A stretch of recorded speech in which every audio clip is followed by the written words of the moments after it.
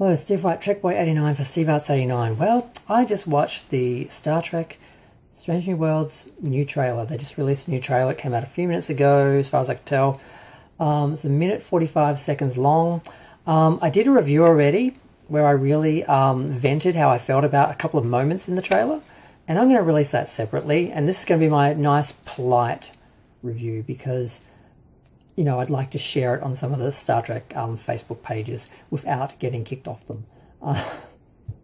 But visually it looks beautiful. The effects look a lot more dynamic and a lot bigger this season. It may just be every good shot in the whole 10 episodes, you know, but it does look beautiful. There are some planets that look amazing. We see the Enterprise going through the atmosphere, which I wanted to see when I was a kid before I actually understood, you know, Star Trek better. So it doesn't seem right that they're doing it, but I don't know if there's a context that they justify it or explain it. You know, I'm going to assume there's a reason, not just because it would look cool, because that's just too J.J. Abrams sort of mentality, and I hope they're a little bit better. I gave the first season a chance. I liked it up to a point. There were some issues with some episodes that turned me off. I still bought it on Blu-ray because I wanted to see it visually properly in 1080 at least, rather than how I was watching it on a computer and that, and not, you know, HD.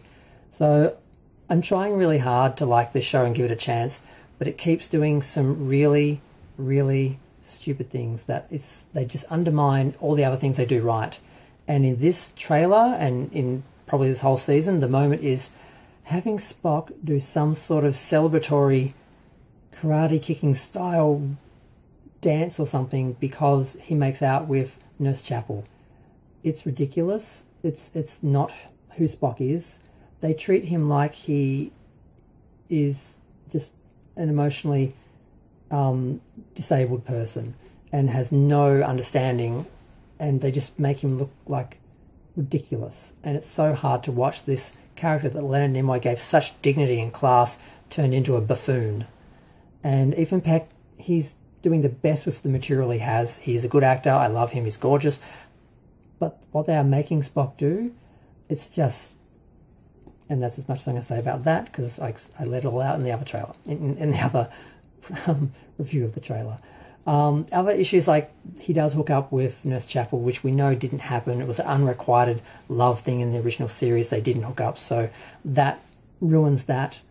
If you try and look at these two series, this series and the original series, as, you know, the same, you know, universe and the same canon, which it isn't. It's really a reboot, an alternative universe, but they're trying to tell us it's the same universe. So if you try and look at it like that, none of it works, none of it makes sense. If you look at it as an alternative universe, or if you look at it as a reboot in an alternative universe, which is what it is, you can kind of accept the things that are different, because they're not really bad, but they just don't work in canon of the other show and with what we know about the other show.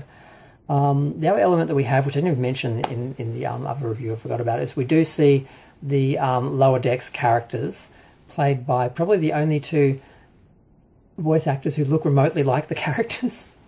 I've forgotten the name of Boimer, or his name is.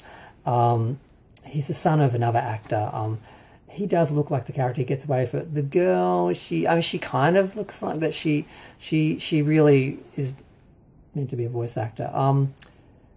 But yeah, what else happens? I mean, we see Spock, we see people fighting, we see, you know, people going out an airlock without spacesuits. Just a lot of just basic action. Just, oh look, watch the show, you'll get all this. You know, it's a basic trailer. There's nothing really amazing. We do hear Carol Kane speak, and she's making fun of one of the other actors. She's just sarcastically repeating what they say, and she sounds really stupid. So I don't think it's the best introduction to that character, to just have that one line of dialogue where she's basically, yeah. And the very last scene, the very last shot is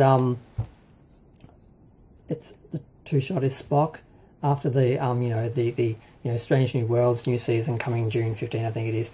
We see Spock doing the you know, Live Long and Prosper, and Boiler does some sort of like you live and long, and he doesn't get it out before he beams out, and it's just supposed to be funny, but it's really not. So they keep trying for the same Orville, we're fun, we're quirky, The problem is the people who make this show think Star Trek is a silly science fiction show to laugh at. That's why when they did the flashback to Pike's, when they re-showed the footage of the cage and that in another episode in Discovery Season 2, they did it in a comical sort of way, the way they cut it together and everything. These people think Star Trek is a joke and they laugh at it, and they're making it for people who don't know Star Trek to just sort of have fun and laugh at it, and they don't treat it seriously. They don't treat the characters with the dignity they deserve and the show with the dignity it deserves, especially in the promotion, but in the show as well.